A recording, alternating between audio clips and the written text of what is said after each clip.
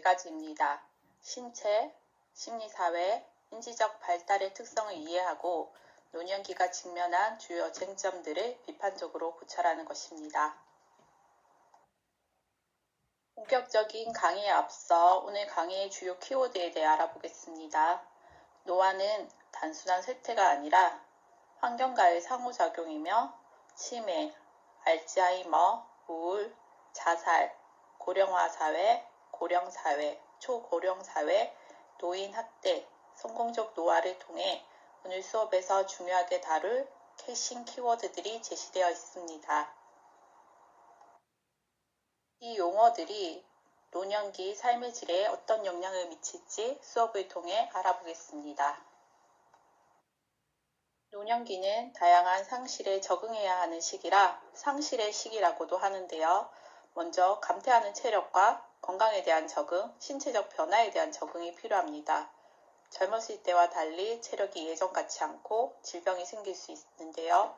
여러분은 운동을 더 열심히 해야지 라고 생각하지만 노년기에는 단순히 체력을 기르는 것뿐만 아니라 내 몸이 예전 같지 않다라는 사실을 심리적으로 받아들이고 그에 맞는 생활 방식을 찾아가는 과정이 중요합니다. 노년기에는 조부모의 역할이나 은퇴 후 새로운 역할이나 활동에 대한 에너지 투입이 필요합니다. 퇴직과 함께 수익 감소에 대한 적응으로 경제적 어려움뿐만 아니라 나는 이제 사회에서 무엇을 하는 사람인가 라는 역할 상실감이 클 수 있어요. 이를 어떻게 극복하고 새로운 역할을 찾을 수 있어야 합니다. 또한 배우자의 죽음과 같은 상실에 대한 적응이 필요합니다. 배우자와의 사별은 노년기 심리적 건강에 가장 큰 영향을 미치는 요인 중 하나입니다. 노년기에는 직장 동료 대신 비슷한 고민을 나누고 취미를 공유할 수 있는 동년배 친구들과 새로운 관계를 맺는 것이 고립감을 막는 데 큰 도움이 됩니다. 또 풍부한 경험을 바탕으로 봉사활동을 하거나 공동체 안에서 지혜를 나누는 등 시민으로서 역할을 계속 유지하면서도 상실에 대한 적응이 도움이 될 수 있습니다. 마지막으로 환경적 적응에 대해 필요한 시기입니다. 몸이 불편해지는 것을 대비해 집안 문턱을 없애거나 이동이 편리한 곳으로 거처를 옮기는 것, 또 나를 위해 안전하게 지켜줄 물리적 환경에 대한 정비가 필요한 시기입니다. 앞서 말한 노년기 발달 과제들의 공통점이 느껴지시나요? 바로 수용과 재적응입니다. 노년기에는 무엇을 새로 얻기보다 가진 것을 잘 관리하고 변화된 환경에서 나를 맞춰가는 과정이라고 볼 수 있어요. 저번 시간에 살펴본 동영상에서 유엔 세계 인구 전망 그래프 생각나시나요? 그때 로우, 미디움, 하이로 나눴던 그래프에서 저희 축의 기준으로 여러분이 60세쯤 됐을 2065년에는 65세 이상의 인구 비율이 45.9%, 인구의 평균 연령인 중위 연령이 62.5세입니다. 그리고 유엔 중위 추계로 전망했을 때 42.1%, 현재 21.6%의 2배 정도 수준으로 전망하고 있습니다. 통계청 통계 인구 추계 자료에 따르면 2023년 18.4%에서 2026년 21.6%로 이제 우리나라는 초고령 사회에 진입했습니다. 그런데 여러분이 보낸 노년기는 유엔 중위 추계 전망으로 42.1%로 지금의 2배 정도, 이제 노년기가 먼 나라 이야기로 생각할 게 아니라 나의 노년기를 어떻게 성공적으로 보낼 것인가를 준비하기 위해 노년기의 발달 특성에 대해 알아보고 나의 노년기에 대해 준비해 두어야 할 것입니다. 2025년 12월에 통계청에서 발표한 총 인구에 대한 65세 이상 인구 비중 그래프를 봤을 때 우리 사회가 이 속도를 감당할 사회적 시스템이 갖춰져 있는가, 또 65세 이상 기대 연령이 증가하고 있고 1인당 진료비 및 본인 부담금이 증가하고 있는 것은 돌봄의 공백이 발생할 수도 있다는 점을 시사합니다. 개인연금 수급 현황을 봤을 때 90.9%에서 69만 5천 원을 받고 있지만 연간 진료비를 생각했을 때 여러분의 노년기는 어떻게 준비되어야 할 것인가 다시금 계획해야 할 것입니다. 유소년 인구 100명당 고령 인구, 그러니까 어린이 인구에 비해 노인 인구가 얼마나 많은지를 나타내는 노령화 지수를 살펴보면 약 10년 사이 2배로 증가한 것을 살펴볼 수 있습니다. 자, 2026년 기준 222.7인데요. 과연 2070년 생산 인구, 우리 노년기 때는 어떨까요? 2070년에는 생산 가능 인구는 감소하고 노인 인구는 증가하기 때문에 연금과 의료비 부담의 증가, 노동력 부족, 세대 간의 부양 부담감 심화로 사회적 문제가 증가할 수밖에 없을 것으로 예상 가능합니다. 25년 12월에 공표된 기대 수명을 보면 전체 83.7세입니다. 하지만 우리가 83세까지 건강하게 살다 생을 마감하는 걸까요? 건강수명은 질병이나 장애가 없이 건강하게 살아가는 기간을 말하는데 24년 기준 65.5세입니다. 오래 사는 것보다 건강하게 오래 사는 건 다른 문제, 오래 사는 거랑 건강하게 오래 사는 건 다른 문제죠. 건강수명은 노인이 되어 관리하는 게 아니라 지금 우리 성년기부터 만들어가는 것이란 건 우리 모두 알고 있지만 우리가 지금 잘 실천하고 계신가요? 지난번에 배웠듯이 성년기에는 신체적 기능이 제일 좋은 때여서 건강한 습관에 대해 관심을 잘 가지지 못하는 특징이 있었습니다. 건강한 식습관, 스트레스 관리, 규칙적인 운동, 또 충분한 수면, 금연과 절주. 여러분은 어때요? 잘 실천하고 계신가요? 노년기를 건강하게 보낸다는 것이 중요한데요. 한국은 평균 기대 수명은 높지만 평균 기대 수명 그리고 건강 수명 격차는 여전히 존재한다는 연구들이 보고되고 있습니다. 건강 수명, 즉 기대 수명은 개인의 생활 습관뿐 아니라 사회 경제적 환경에 영향을 많이 받습니다. 소득이 높을수록 건강검진을 꾸준히 받기 쉽고 또 좋은 의료 서비스 이용 가능성이 높고 또 예방적인 건강관리가 가능하기 때문이겠죠. 건강수명, 즉 기대수명의 격차를 좁히기 위해서 사회 시스템적인 부분에서도 보완되어야겠지만 건강수명의 격차는 여러분 스스로도 노년기를 건강하게 보내기 위해 생활습관 및 경제적인 계획을 준비해야 하는 이유일 것입니다.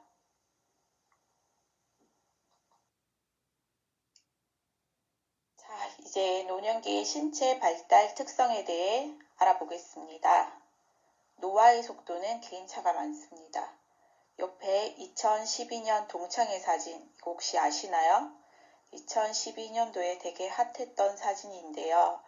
여기 보시면 빨간색 자켓을 입으신 분이 가천길병원 설립자이자 현 가천대 이길려 총장님이 동창생들과 찍은 사진입니다.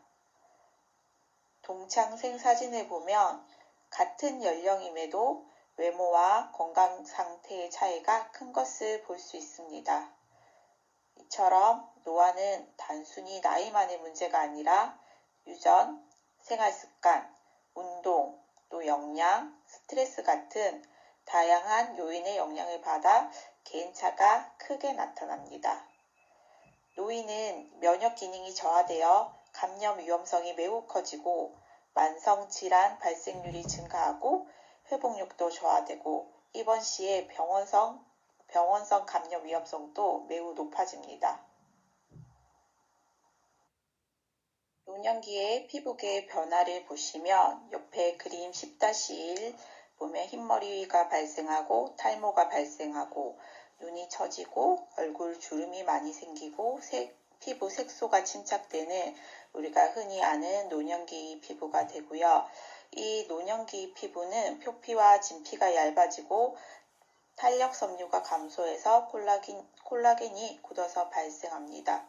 노년기에는 피부와 피하 지방이 감소하면서 피부 손상, 감염, 그리고 피하 조직의 감소로 체온 조절 능력도 감소해서 저체온증 위험이 증가하고 통증에 대한 민감도도 감소해서 모든 감각 기능도 둔화된다고 보시면 됩니다.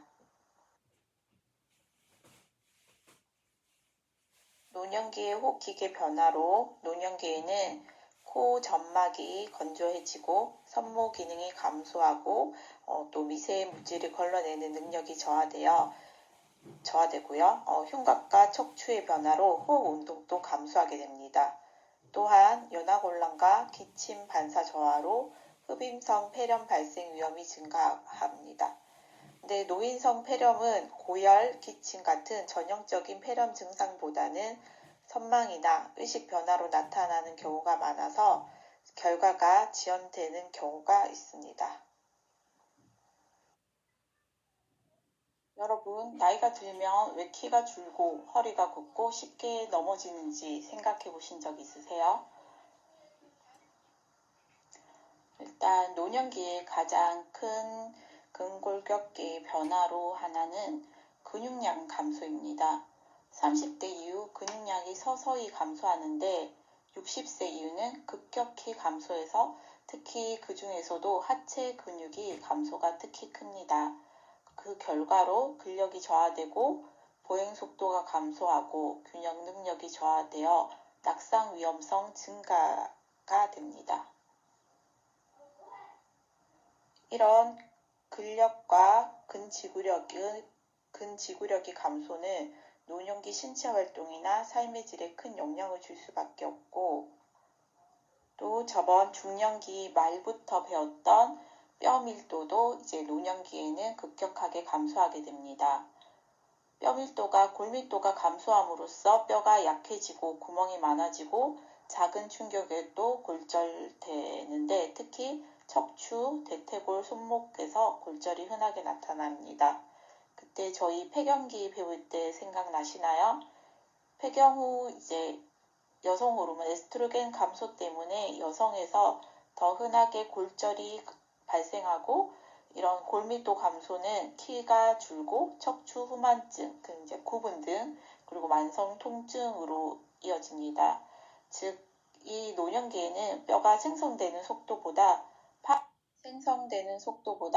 파괴되는 속도가 더욱 빠르다고 보시면 됩니다. 정리해서 노년기에는 근육 감소해서 근력이 감소하고 뼈가 약화되고 또 관절의 퇴행성 변화가 일어나서 이제 균형감도 저하돼서 이게 결국 삶의 질과 독립성에 큰 영향을 미친다고 보시면 됩니다.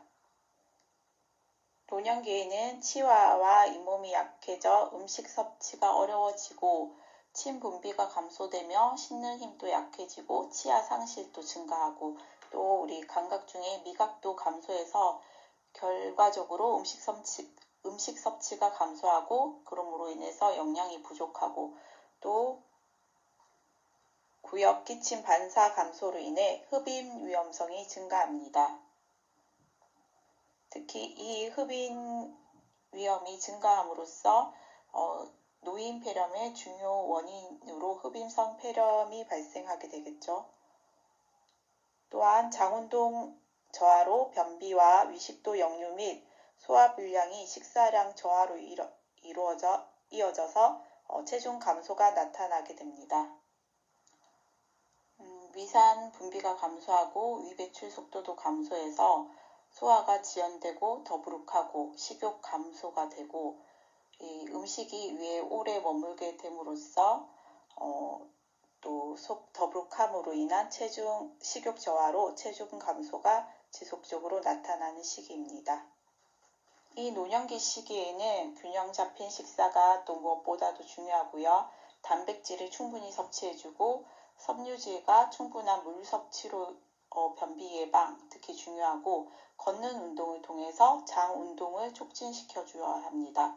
그리고 구강 건강 관리를 위해 정기적인 치과 검진을 한다거나 틀니 관리, 구강 위생 유지에 많이 신경 써줘야 할 시기입니다. 자, 노년기의 심혈관계의 핵심은 탄력 감소와 비대입니다. 우선 심장 근육이 두꺼워지면서 혈액을 짜주는 힘이 약해지고 혈관벽이 딱딱해져서 고혈압 위험이 커집니다. 특히 특히 주의할 점은 갑자기 일어날 때 핑 도는 기립성 저혈압이 자주 발생해 낙상사고로 이어질 수 있다는 거죠. 심장질환이 있어도 통증 대신 단순한 심장질환이 통증이 아니라 단순한 기력 저하로 나타나는 경우가 있어서 노인의 경우 폐렴처럼 빠른 진단이 늦어져 적절한 치료 시기를 놓칠 수도 있습니다. 노년기에는 신경계에도 다양한 변화가 나타나는데요. 가장 대표적인 변화가 뇌세포와 신경세포 수의 감소입니다. 나이가 들수록 뇌의 무게와 부피가 감소하며 특히 기억과 학습을 담당하는 부위에 기능 저하가 나타납니다.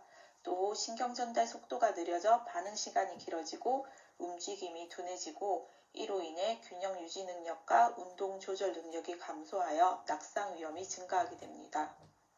수면 패턴 역시 변화해서 깊은 수면 시간이 감소하고 불면증이 흔하게 나타나고요. 자율신경계 기능 저하로 체온 조절 능력과 혈압 조정 능력도 감소할 수 있습니다. 또한 기억력 감퇴와 집중력 저하가 나타나지만 정상적인 노화와 치매는 구분되어야 하고 이런 신경계 변화는 노인의 일상생활 수행 능력과 삶의 질에 큰 영향을 미치므로 규칙적인 운동, 두뇌 활동, 그리고 충분한 수면과 균형 잡힌 영양 관리가 중요합니다. 이러한 인지 기능은 줄어드는 반면 저번에 배웠던 경험과 학습에 의해서 증가할 수 있는 결정성 지능은 이 노년기 시기에 가장 높게 나타나고요. 일단 질병 중에는 이제 혈관의 탄력성 저하와 이제 퇴행성 변화로 인해서 뇌혈류 공급 장애 또는 혈압 조절이 안 돼서 이제 뇌졸중 발생 위험이 크게 증가하고요. 뇌졸중은 뇌출혈과 우리 알다시피 뇌경색으로 나눌 수 있는데 이제 영향을 받는 뇌의 위치 그리고 손상의 정도에 따라서 증상과 예후는 크게 다를 수 있습니다. 노년기에 접어들면 인간의 감각계는 전반적으로 기능이 저하되며 이는 일상생활과 의사소통, 안전, 정서적 안정에 큰 영향을 미칩니다. 감각계의 변화는 주로 시각, 청각, 미각, 후각, 촉각 및 평형감각에서 두드러지게 나타나는데요. 이런 변화는 자연스러운 노화 과정의 일부지만 적절한 이해와 관리가 이루어지지 않으면 삶의 질 저하와 사회적 고립으로 이어질 수 있는데요. 먼저 시각의 변화로는 수정체의 탄력 감소와 동공 반응 저하가 나타납니다. 이에 따라 가까운 글씨를 보기 어려운 노안이 생기고 밝기에 대한 적응 속도가 느려지면서 야간 시력이 감소합니다. 또한 백내장, 녹내장, 황반 변성과 같은 질환 발생 위험도 높아지고요. 이런 변화가 낙상 위험의 증가와 독립적인 생활 수행 능력 감소로 이어질 수 있습니다. 다음으로 청각의 변화는 노인성 난청이 대표적입니다. 특히 고주파의 소리가 듣기 어려워지고 여러 사람이 동시에 말하는 환경에서는 대화 이해가 어려워집니다. 청력 저하는 단순한 의사소통을 넘어 우울감, 사회적 고립, 인지 기능 저하와도 관련이 있는데요. 따라서 노인의 말을 천천히 또렷하게 노인에게는 이제 노년기에는 말을 천천히 또렷하게 전달하고 주변 소음을 줄이는 환경 조성이 중요합니다. 미각과 후각 기능도 감소하는데 혀의 미레수가 줄어들고 후각세포의 민감도가 떨어지면서 음식 맛을 잘 느끼지 못하게 됩니다. 이로 인해 식욕 저하나 아니면 과도한 간, 나트륨 섭취가 발생할 수 있으며 음식 부패나 가스 누출을 인지하지 못해 안전사고 위험도 증가할 수 있는 시기입니다. 그래서 노년기에 영양관리와 안전관리에 특별한 주의가 필요한 이유입니다. 촉각과 통증 감각 또한 둔화됩니다. 앞서 배웠듯이 피부가 얇아지고 신경 말단의 기능이 감소하면서 온도 변화나 압력, 통증에 대한 민감성이 떨어집니다. 그래서 화상이나 상처를 늦게 발견하는 경우도 많고 욕창 발생 위험도 높아집니다. 또한 평행 저하로 인해 어지럼증과 균형장애가 증가하며 낙상 위험이 커집니다. 노년기의 감각계 변화는 단순한 신체 변화에 그치지 않고 심리적, 사회적 기능에도 영향을 미칩니다. 따라서 노인의 감각 변화 특성을 이해하고 조명을 개선한다든지 보청기를 사용하거나 아니면 안전한 환경을 조성하고 충분한 의사소통을 통한 적절한 자원에 대한 지원이 필요합니다. 이를 통해 노인의 자립성과 삶의 질을 유지하고 건강한 노년기 노화를 도울 수 있을 것입니다. 노년기의 비뇨기계는 노화에 따라 구조와 기능의 변화가 나타나며 이는 배뇨 문제와 감염 위험 증가로 이어질 수 있습니다. 특히 신장 기능 저하, 방광 기능 변화, 요로 감염 증가, 전립선 비대와 같은 문제가 대표적으로 나타나고요. 이러한 변화는 노인의 일상생활과 건강 상태에 큰 영향을 미치므로 조기 발견과 관리가 중요합니다. 먼저 신장은 노화로 인해 크기와 무게가 감소하고 신혈류와 사구체 요과율이 그에 따라 저하됩니다. 그 결과 노폐물 배설 능력이 감소하고 수분과 전해질 균형을 유지하는 기능도 약해지겠죠. 또한 약물 대사와 배설 속도가 느려져 약물 부작용 위험이 증가할 수 있습니다. 따라서 노인에게는 탈수 예방과 적절한 수분 섭취, 신기능을 고려한 약물 관리가 필요합니다. 다음으로 이제 방광은 탄력성과 수축력이 감소하면서 저장 능력이 저하됩니다. 이로 인해서 빈뇨, 또 야간뇨, 요절박, 요실금 등 증상이 흔하게 나타나는데요. 특히 방광의 소변이 조금만 차도 요일을 느끼게 되어 이제 수면의 질, 수면 장애와 사회활동 제한으로 이어질 수 있습니다. 배뇨 장애는 노인의 자신감 저하와 위생 관리에도 영향을 미치므로 이제 적절한 배뇨 습관과 환경 조성이 중요하다고 할 수 있습니다. 요로 감염은 노년기에 흔히 발생하는 질환 중 하나이고요. 면역력 저하와 잔뇨 증가, 배뇨 기능 약화 등이 주요 원인으로 작용한다고 보시면 되고요. 여성은 요도가 짧아 감염 위험이 높고 남성은 전립선 문제로 인한 소변 배출이 원활하지 않아 감염이 발생할 수 있습니다. 노인의 경우 전형적인 배뇨통이나 발열 대신 그전처럼 혼돈 또는 식욕저하, 무기력 등 요로 감염과 상관없는 이런 비특이적 증상으로 나타나는 경우가 많아 이제 진단과 치료가 늦어질 수 있어 주의가 필요하고요. 특히 남성 노인에게 흔한 전립선 비대는 이제 전립선이 커지면서 요도를 압박해 배뇨 장애를 일으키는 질환인데요. 대표적인 증상으로는 이제 소변 줄기가 가늘어지고 약해지고 배뇨가 지연되고 다 누고도 이제 잔뇨감이 남아있고 이제 자주 보게 되고 밤에도 그러다 보니까 밤에도 이제 소변이 마려운 야간요 등 증상이 있고요. 심한 경우에는 급성 요로 폐쇄가 발생할 수 있어서 삶의 질 저하와 수면 장애에 많이 영향이 있습니다. 그래서 남성 노년기에는 전립선 비대는 일단 조기 진단과 약물 및 이제 관리가 중요하고 증상이 심할 경우에는 이제 수술적 치료가 필요할 수도 있습니다. 노년기의 내분비계는 노화에 따라 호르몬 분비와 조절 기능이 감소하면서 신체 대사와 항상성 유지 능력이 저하됩니다. 이러한 변화는 에너지 대사, 체온 조절, 혈당 조절 등에 영향을 미치며 다양한 만성 질환의 발생 위험을 높일 수 있습니다. 대표적인 변화로는 뇌하수체 기능 저하, 갑상선 기능 변화, 췌장 기능 저하가 있는데요. 먼저 뇌하수체는 여러 내분비계를 조절하는 중요한 기관으로 우리 자극 호르몬이 나오는 기관이죠. 노화가 진행되면서 성장 호르몬과 성 호르몬에 관련된 호르몬 분비가 감소하고 이제 성장 호르몬 감소는 근육량 감소와 지방 증가, 피로감을 초래해서 신체 회복 능력을 떨어뜨립니다. 또한 항이뇨 호르몬 조절 기능의 변화로 수분 균형 유지 능력이 약해져 탈수 위험을 높일 수 있고요. 갑상선은 이제 신진대사를 우리 조절하는 이제 갑상선 기관인데 노년기에는 갑상선 호르몬 분비와 대사율이 감소하는 경향이 있습니다. 이로 인해서 피로감, 추위에 대한 민감성이 이제 증가하고 체중이 증가하고 변비 등의 증상이 나타날 수 있고요. 근데 마찬가지로 노인 갑상선 기능 저하는 이제 증상이 뚜렷하게 나타나지 않아서 단순 노화로 오해되는 경우가 많습니다. 반대로 갑상선 기능 항진이 나타날 수도 있는데요. 그럼 이제 심장 부담 증가와 골다공증 위험이 커져 이제 정기적인 이제 관찰, 추적이 필요하게 되겠습니다. 췌장은 우리가 알다시피 혈당 조절에 아주 중요한 역할을 하는 기관인데요. 노화에 따라 인슐린 분비 기능과 인슐린에 대한 세포의 반응성이 감소합니다.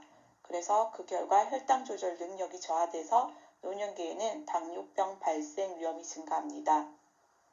저희 부모님도 이제 노년기에 두 분 다 당뇨병을 이제 진단받으셨는데요. 노년기 당뇨병은 갈증이나 다뇨 같은 전형적인 증상보다 이제 피로감이나 체중 감소, 감염 등으로 나타나는 경우가 많고요. 혈당 조절이 잘 이루어지지 않으며 이제 심혈관계 질환, 이제 혈관 질환에 대한 리스크가 높아져서 심혈관계 질환에도 잘 이완될 수 있고 신장 질환, 또 시력 저하 같은 합병증 위험이 높아서 이제 식이 조절과 운동 같은 규칙적인 관리가 중요하다고 할 수 있습니다.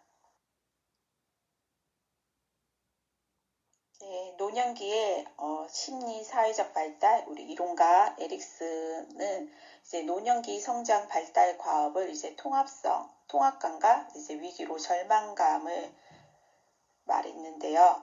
에릭슨의 노년기 발달감으로 이제 통합감을 이루어야 된다고 했는데 인생이라는 긴 영화를 다 보고 나서 이제 엔딩 크레딧이 올라올 때 내 영화가 참 괜찮았어 라고 박수 칠 수 있는 상황이라고 생각하시면 돼요. 통합감이라는 것은. 그래서 평생 가족을 위해 헌신하고 이제는 은퇴한 후 삶에서 젊을 때 고생도 많았고 실수도 했지만 그때 그런 어려움이 있어서 지금 내가 있는 거지. 내 자식들을 잘 키웠고 이만하면 보람찬 인생이었어 라고 웃으며 말할 수 있는 사람은 이제 노년기 발달 가업을 잘 이루었다. 통합감을 이루었다 라고 할 수 있을 것입니다. 그리고 이때 과거의 후회나 이제 상처까지도 내 삶의 소중한 일부이고 그걸 받아들이고 이제 마음이 평온해지고 죽음 앞에서도 당당해지는 이제 지혜가 생길 수 있는 시기이고요. 반대로 이제 위기로 절망감은 영화가 끝났는데 이건 내가 원한 결말이 아니야. 다시 찍고 싶어 라며 괴로워하는 상태예요. 그때 그 사람과 결혼하지 말았어야 하는데 그때 그 땅을 팔지 말았어야 하는데 주식을 3전을 샀어야 하는데 라며 매일 후회와 원망 속에 살고 다시 시작하기에는 시간이 너무 부족하다는 사실에 화가 나고 다가올 죽음이 너무나 무섭고 억울한 그런 상황이죠. 만일 그랬더라면 이런 생각에 계속 갇혀서 현재의 행복을 놓치고 주변 사람들에게 원망을 쏟아내거나 깊은 우울감에 빠질 수 있는 이런 시기입니다. 어른들이 내가 왕년에 말이야 그 라떼는 시리즈 얘기하고 옛날 이야기를 자꾸 하시는 건 단순하게 심심해서가 아니라 자아 통합감을 이루기 위한 심리적 노력이라고 보시면 됩니다.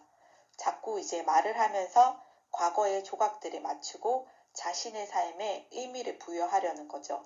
그래서 우리는 그 이야기를 잘 들어드리는 것만으로도 이제 절망이 아닌 자아 통합으로 가도록 도울 수 있는 거예요. 라떼는 이야기 참 중요하죠. 학생 여러분들은 나중에 현장에서 어른들, 노년기 분들을 만날 때 그분들이 참 잘 사셨다고 느낄 수 있게 이야기를 잘 들어주는 게 노년기의 통합감을 이루는데 큰 도움이 될 것입니다. 자, 지금 에릭슨의 사회 심리 발달까지 봤는데요. 우리 여기까지 하고 잠시 쉬고 이제 다음 차시 이어가겠습니다.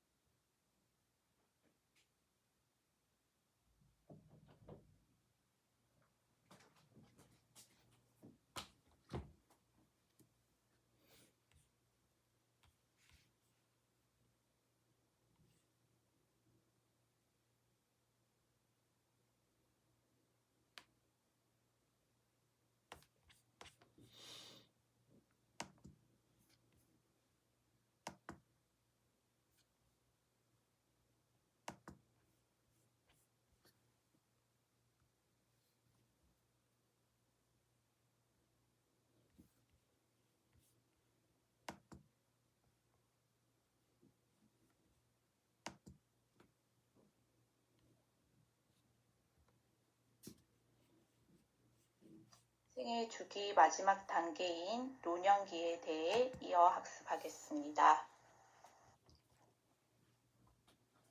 노년기 인지 변화의 핵심은 속도는 느려지지만 깊이는 깊어진다는 점입니다. 단순 암기나 계산 같은 유동성 지능은 뇌 위축과 함께 반응 속도가 떨어지며 감소하는 경향을 보입니다. 하지만 문제 해결 능력 같은 결정성 지능은 저번 시간에 배웠듯이 경험이 쌓이며 노년기가 되어서도 잘 유지되거나 오히려 발달하게 됩니다. 그래서 시간을 충분히 허용하고 성취 결과에 대한 부담을 주지 않는 편안한 학습 환경을 제공할 수 있어야 합니다.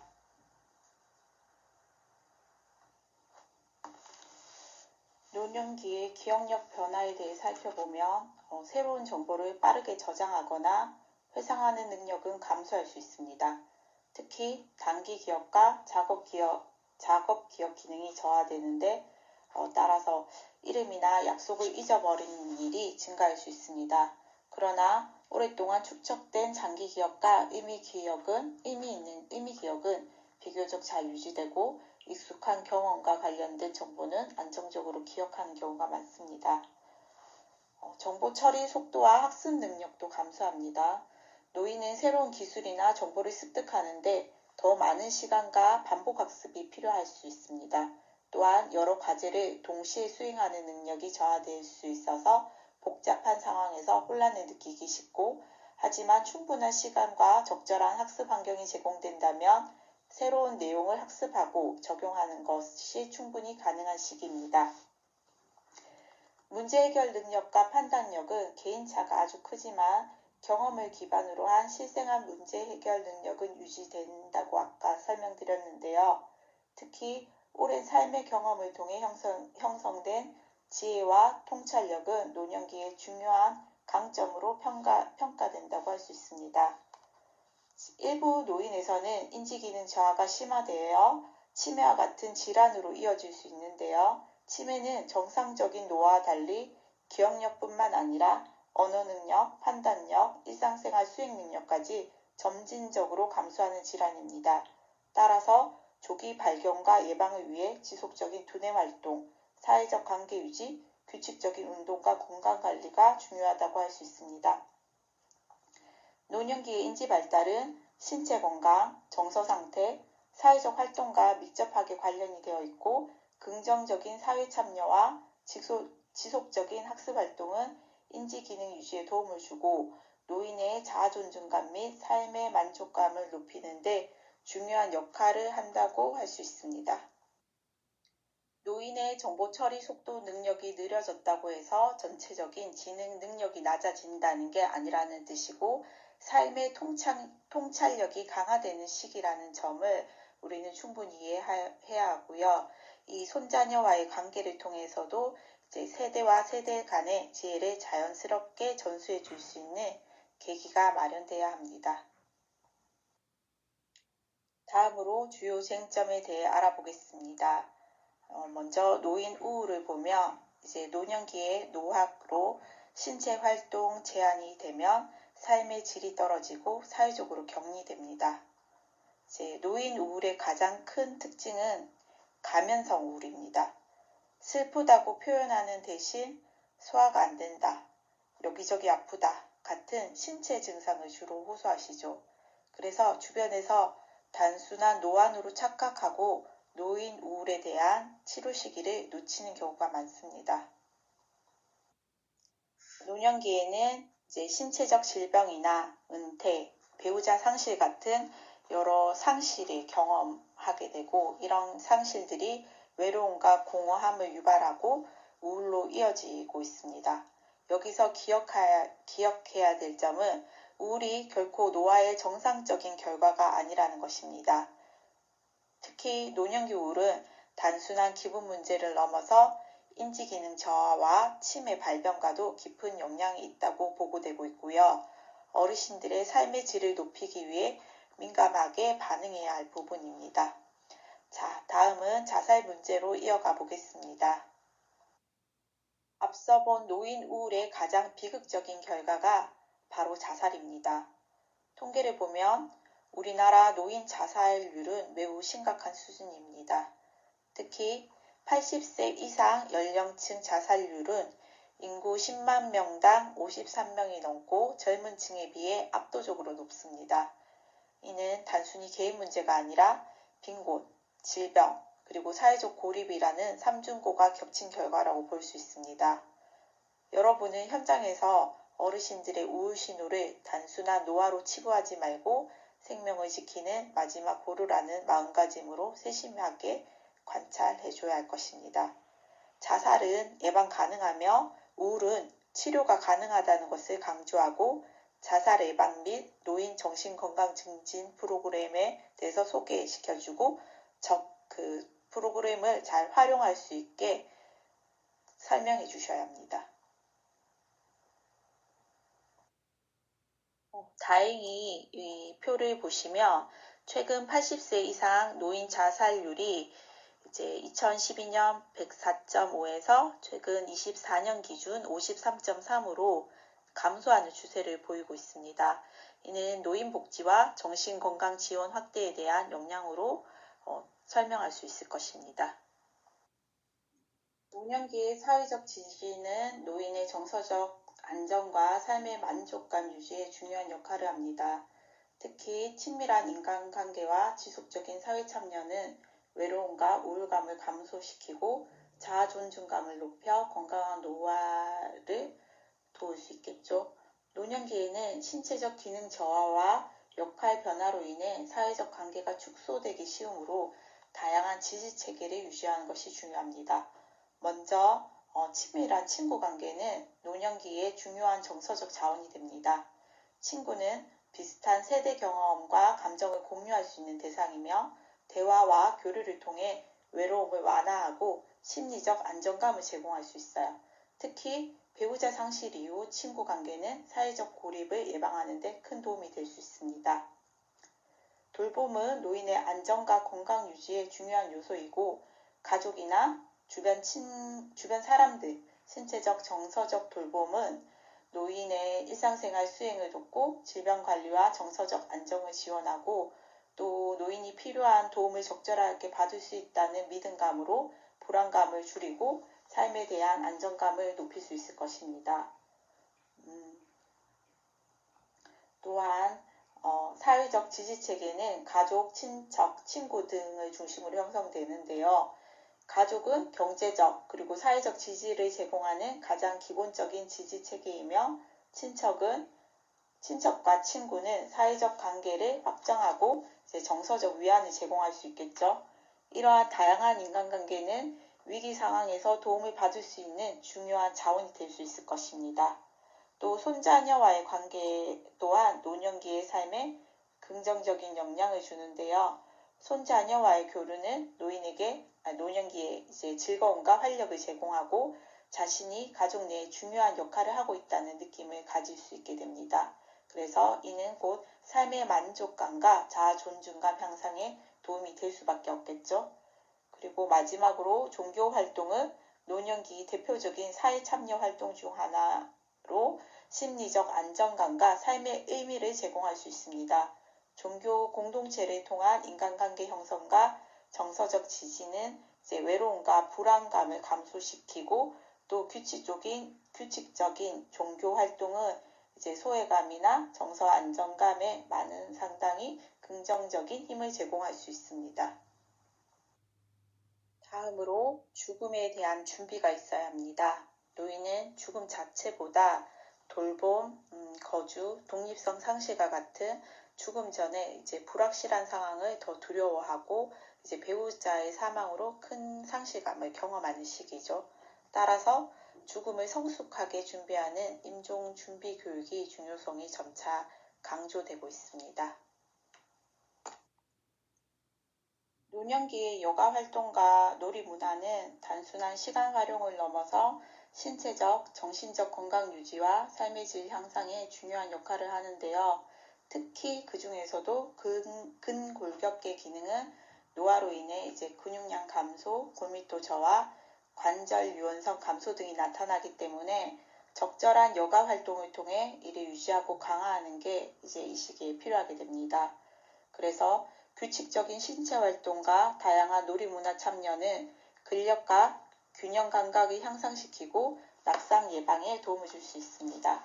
자, 노년기에는 근육량과 근력이 감소하는 근감소증이 흔하게 나타난다고 이제 앞서 얘기했는데요.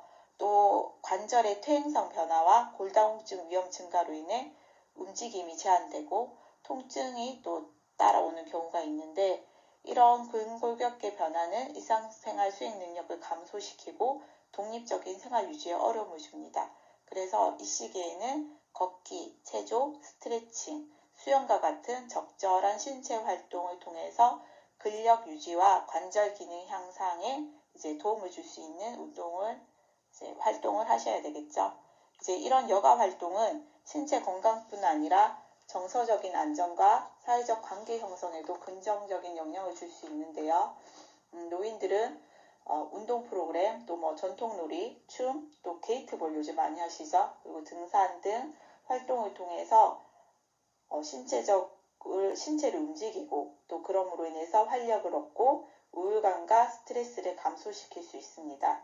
특히 단체 활동은 이제 같은 동년배와의 교류를 촉진해서 이제 사회적 고립을 예방하고 삶의 만족감을 높일 수 있습니다.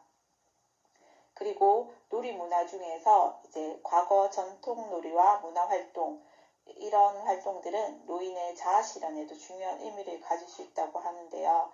이런 문화 활동은 친숙함과 정서적 안정감을 제공하고 또 취미 활동 같은 거는 성취감과 이제 자신감을 높여주겠죠. 음악, 춤, 또 뭐 꽃꽂이 같은 원예 활동, 식물 심기 같은 활동은 이제 신체 움직임을 자연스럽게 유도하고 이제 근골격계 건강 유지에 도움이 될 수 있습니다. 결국 노년기 여가 활동과 놀이 문화는 근골격계 기능 유지와 또 정신건강 증진을 동시에 지원하는 중요한 요소라고 할 수 있고요.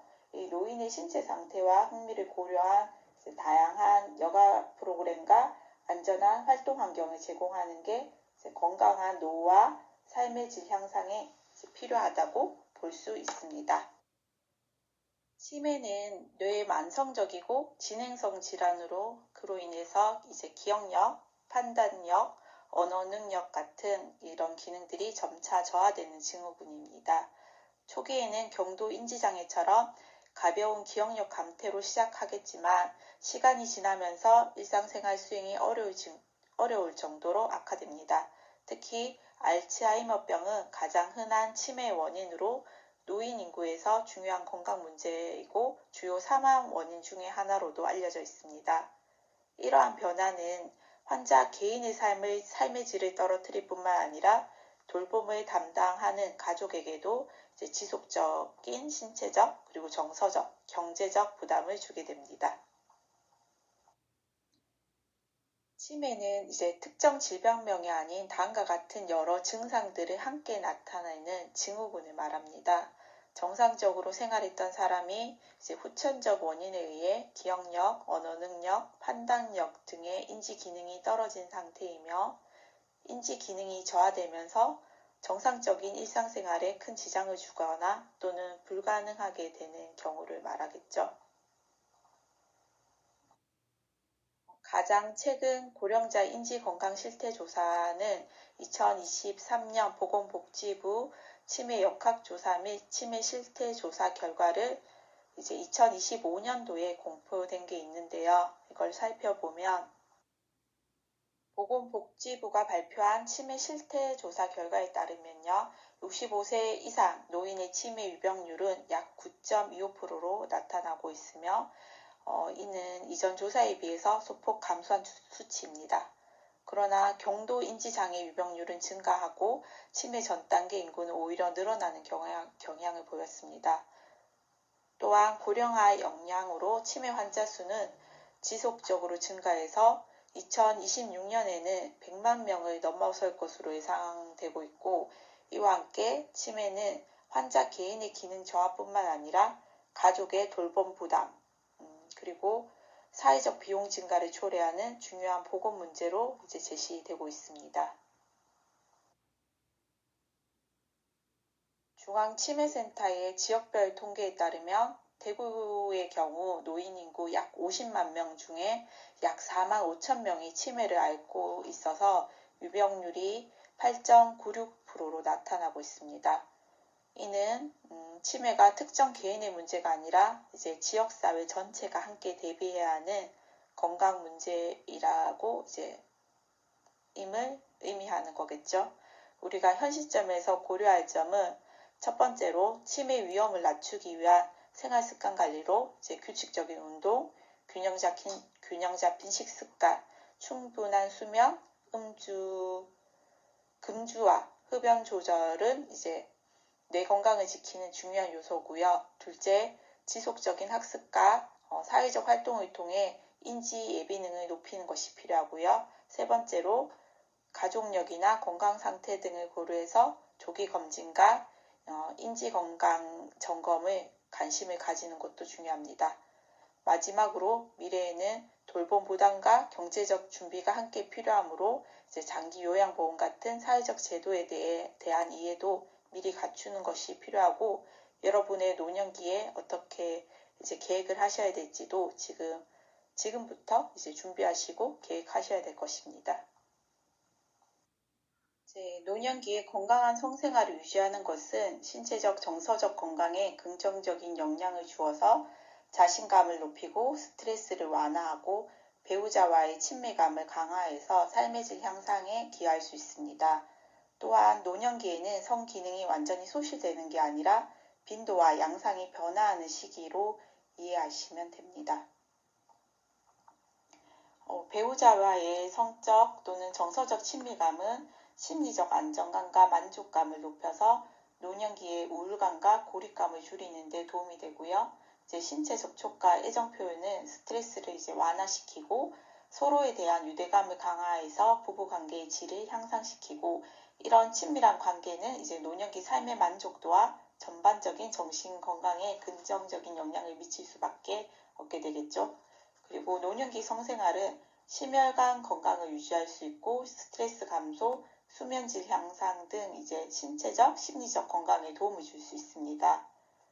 중요한 것은 성능력 감퇴 자체를 질병으로 보는 게 아니라 자연스러운 노화 과정으로 이해하는 거고, 또 성기능 저하나 변화로 인해서 어려움이 있을 경우 숨기기보다 전문가와의 상담을 통해서 적절하게 도움을 받는 게 중요합니다.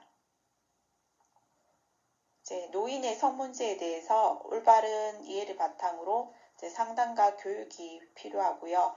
보건소나 노인복지기관 등 지역사회 기관을 통해서 성기능 변화나 부부 갈등에 대한 상담이 적극적으로 이루어질 필요가 있는 시기입니다. 결론적으로 노년기 성생활은 빈도 중심이 아니라 질과 의미 중심으로 이해해야 하며, 배우자와의 친밀감 유지와 정서적 교류를 통해서 삶의 질을 향상시킬 수 있는 중요한 요소라고 보면 됩니다. 노인은 노인복지법에 따른 노인학대의 법적 신고 의무자입니다. 노인학대에는 신체적 또는 정서적 위해 방임, 재정적 착취, 성적 학대, 유기 등이 포함되고, 이러한 상황이 의심되거나 발견될 경우 즉시 신고하셔야 합니다. 먼저 신체적 학대는 노인에게 고의적으로 신체적 손상이나 고통을 주는 행위를 의미하는데요.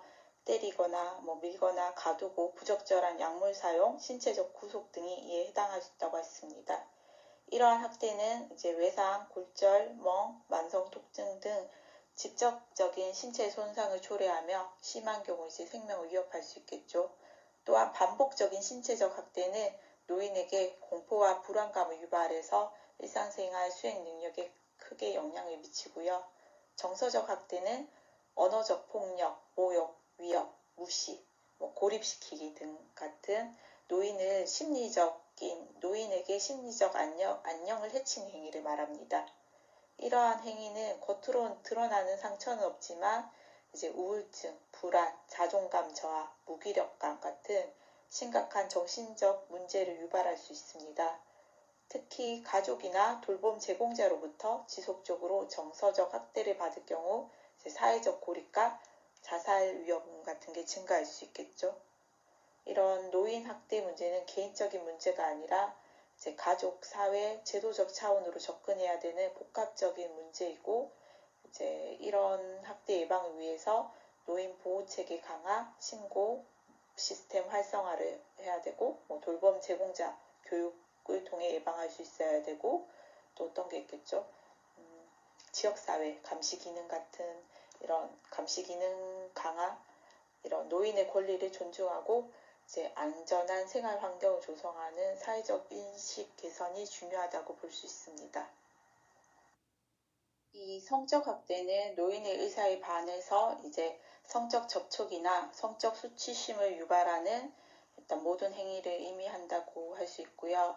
원치 않은 신체 접촉이나 성적 희롱, 강요된 성행위 등으로 나타날 수 있고, 노인에게 심각한 심리적 충격과 수치심, 불안, 우울감을 유발하고, 특히나 신체적, 인지적 기능이 저하된 노인의 경우에는 이제 자신을 보호하거나 도움을 요청하기 어려워서 피해가 지속되는 경우도 있습니다. 경제적 학대, 이거는 노인의 동의 없이 재산이나 금전을 부당하게 사용하거나 착취하는 행위를 말하는데요. 예금, 연금, 부동산 이제 무단으로 사용하거나 강제로 양도받게 하는 경우가 이에 해당하고, 이런 학대의 경우에는 노인의 경제적 독립성을 훼손해서 이제 생활 안정성을 위협하고, 이제 심한 경우에는 기본적인 생활 유지조차 어렵게 만드는 그런 문제가 있겠죠. 노인 방임은 식사 제공이나 위생관리, 의료적 처치, 안전한 환경 유지 등 이제 기본적인 돌봄이 충분히 이루어지지 않는 경우 발생하는데요. 이로 인해서 영양실조나 탈수, 욕창, 만성질환 같은 게 악화되거나 이제 신체적 이런 문제로 나타날 수 있습니다. 위생 상태가 악화되면 이제 감염의 빈도도, 위험도도 증가하고, 이런 방임은 이제 노년기 이제 자신이 보호받지 못한다는 심리적 불안과 우울감을 유발해서 이제 정신 건강에도 당연히 부정적인 영향을 미칠 수밖에 없고, 유기는 가족이나 보호자가 노인을 의도적으로 버리고 연락을 끊고 돌봄 책임을 회피하는 형태로 나타나는데요. 이제 노인을 사회적으로 완전히 고립시키며 생존 자체를 위협할 수 있는 매우 심각한 학대 행위입니다. 그리고 특히 신체적, 인지적 기능이 저하된 노인의 경우 이제 스스로 도움을 요청하기 어려워 더 큰 위험에 노출될 수 있고요. 자, 그러면 예를 들어서 경제적인 능력이 없는 노인한테 이제 필요한 생활비, 병원비 및 치료, 의식주를 적절하게 제공하지 않는 것은 어떤 학대의 유형에 해당될까요? 이러한 경우는 방임에 해당되겠죠. 지난 학령기 때 배운 아동학대는 사회적 관심과 제도 강화 이후 신고 건수가 빠르게 증가해 비교적 활발하게 신고되는 편이고요. 이 반면 노인학대는 그렇지 않은데요. 노인학대의 경우 학대 가해자가 자녀인 경우가 많아서 이제 가족관계와 정서적 갈등, 자녀에 대한 죄책감 이런 등으로 이제 피해자가 신고를 꺼리기 때문입니다. 그리고 의심 상황에서도 피해자가 아니라고, 우리 자녀 그런 아니라고 이제 부정하는 경우가 대부분이기 때문에 이제 아동 학대의 경우와는 좀 다르게 이제 보시면 됩니다. 이런 노인 학대는 부모 부양과 이제 돌봄을 개인 책임으로만 보기보다는 이제 사회적 제도, 예를 들어서 장기 요양보험이나 지역 돌봄 서비스 이런 것들을 이해하고 이제 활용할 수 있도록 준비하는 것이 필요합니다. 그리고 가족 내에서도 이제 노후 돌봄과 재정 문제를 미리 충분히 대화로, 그리고 대화해서 이제 계획하고 갈등을 줄이는 것이 중요합니다. 이제 마지막으로 노인에 대한 존중과 권리의식을 바탕으로 이제 학대 상황을 숨기지 않고 신고할 수 있는 인식을 갖추는 것도 이제 필요하겠죠. 이 포스터 혹시 아세요? 이제 니마 그 강을 건너지 마오. 이 영화는 오랜 세월을 함께한 부부의 사랑과 이별을 통해서 이제 노년기 삶이 단순한 쇠퇴가 아니라 깊은 관계와 정서적 유대 속에서 이제 완성될 수 있음을 보여주는 영화 작품인데요. 이 노부부 모습에서 이제 노년기에도 여전히 사랑과 애정, 돌봄이 중요한 삶의 요소임을 이제 우리가 보면서 알 수 있고요. 특히 배우자의 관계에서도 단순한 동반자를 넘어 삶의 의미와 존재 이유를 지탱하는 이제 나의 마지막 핵심적인 정서적 기반의 핵심이 된다고 볼 수 있는 그런 작품인데요. 또 노년기의 건강과 이제 기능 저하 속에서 인간이 서로 돌보고 돕고 의지하고 삶의 마지막 순간까지 이제 관계를 유지하려는 모습을 보면 결국 노년기는 이제 단순한 쇠퇴가 아니라 사랑과 관계 그리고 삶의 의미가 더욱 깊어지는 시기라고 볼 수 있습니다. 이 작품을 통해서 이제 노년기 삶이 얼마나 소중하고 인간적인 가치를 지니는지 이제 보여주고 우리가 노년기를 바라보는 시각을 변화시켜야 한다는 게 느껴지는 이제 작품입니다. 자, 영상을 하나 보겠습니다. 제목을 이렇게 생각해봤습니다. 이 세상에서 가장 아름다운 영어 단어는 무엇입니까? 혹시 아십니까? 제가 말씀드릴게요. 가장 아름다운 영어 단어가 마더, 어머니입니다. 이것이 이 세상 가장 아름다운 영어 단어로 앙케이트 조사가 되었습니다. 두 번째 가장 아름다운 영어 단어가 파더. 그 쓰면 얼마나 좋습니까? 파더 아니고 패션, 열정, 정열. 열정, 정열. 세 번째 가장 아름다운 영어 단어가 파더 같으면 얼마나 좋겠습니까? 스마일. 네 번째 가장 아름다운 영어 단어가 파더 같으면 얼마나 좋겠습니까? 아까 말은 러브, 사랑입니다. 여러분 놀라지 마십시오. 다섯 번에도 아버지가 없었습니다. 열 번째도 파더가 없었습니다. 더 놀라지 마십시오. 70번에 가도 파더가 없었습니다. 그래 때려치워버렸습니다. 우리 아버지들은 죽읍시다. 조현기 죽읍시다. 고수님들 죽읍시다. 여자 빼고는. 여러분요, 저는 1945년 해방 중입니다. 우리 누나들하고 저하고 일본에서 태어났습니다. 일본 어디서 태어났냐면 여러분 히로시마 아시죠? 원자 폭탄들 히로시마. 태어났는데 미국 폭격이 와서 폭탄을 내려봤습니다. 아침 식사하다가 아버님이 놀라서 숟가락을 놓고 탁 튀었습니다. 튀면서 돌아오면서 어머님 보고 빨리 따라오라. 그때 그 당시에 저는 어머니 뱃속에 있었습니다. 9개월째 있었습니다. 큰 누나 4살, 둘째는 2살인데 돌아보는 순간 깜짝 놀랐습니다. 우리 어머님이 큰 무거움을 이끌고 우리 누나들을 쫓아오는 거예요. 아버님 튀어달라고. 혼자 튀어달라고. 돌아보는 순간 아버님이 전쟁터에 처자식을 버리는 에베네실 전쟁, 전쟁터에 자식을 버리는 의미는 없구나. 앞으로 폭격이 떨어지면 다시 남달아나야지. 그런데 그 다짐도 멀리 가지 않았습니다. 제가 한국에 와서 내가 45살에 6.25가 터졌습니다. 우리 어머님이 이렇게 침을 흘리고 바로 뒤에 5살 제가 걸어갔습니다. 그 뒤에 둘째 누나, 마지막에 큰 누나도 침을 이렇게 지고 가는데 수류탄이 날아왔습니다. 꽉 날아오니까 아버님 지게를 지고 이쪽에 수로에 처박혀 없습니다. 딱 처박혀서 딱 보니까 처자식이 안 보이거든. 이거 어떻게 됐나?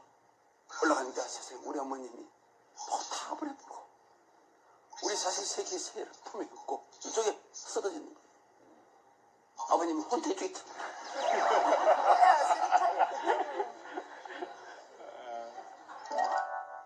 위급한 상황이 벌어지면 엄마는 자기 몸은 보이지 않습니다. 옛날에 제 돌 좀 되어서는 홍역이 아주 심했습니다. 저도 병에 걸려서 죽게 되었습니다. 거의 완전히 죽었습니다.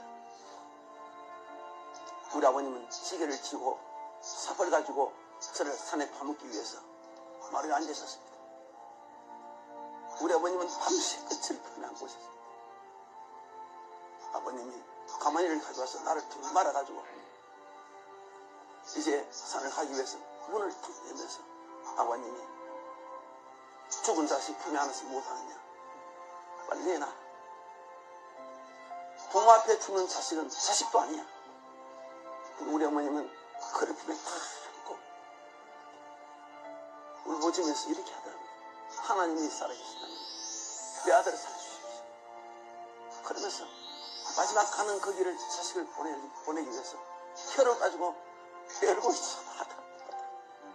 그 내 얼굴에 종기가 나서 고름이 났는데 그걸 우리 어머니 계속 하는 거예요.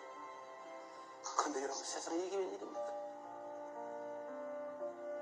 제 갑자기 얼굴에 생기가 돌아오더니 손가락을 움직이기 시작하더니 그래서 제가 살았습니다. 그래서 이거 살아서 이거 써 있잖아요. 어머님이 자식에 대한 그 가슴 뜨거운 그 사랑, 죽어가는 생명을 살리신 것입니다.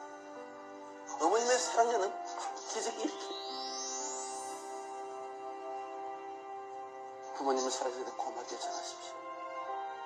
저는요, 우리 어머님 평생 안 죽는 줄 알았어요.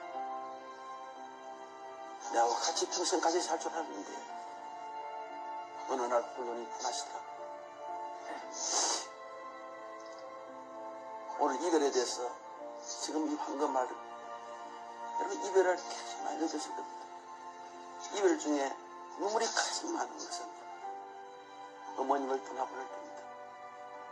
자식을 떠나볼 때는 상처가 너무 커서 눈물이 나지 않습니다. 그래서 여러분, 부모님을 살아계실 때 부모 자식 간에 따뜻한 사랑을 원 없이 나누시기를 바랍니다. 감사해요.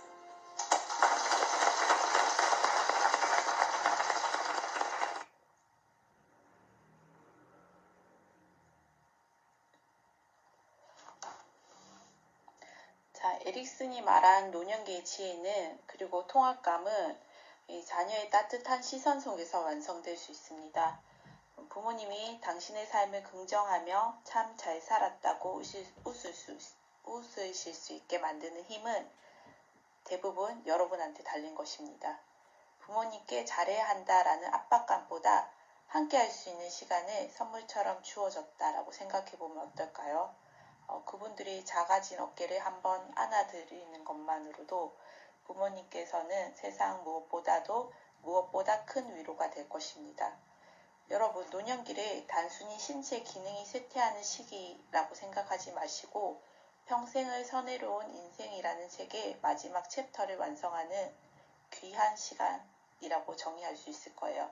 그분들의 삶을 긍정해주는 주변의 지지와 사랑이 있을 때 비로소 완성될 수 있습니다. 오늘 배운 지식들이 훗날 여러분 누군가의 절망을 통합으로 바꿔주는 강력한 도구가 되길 믿어 의심치 않습니다. 긴 시간 고생 많으셨습니다.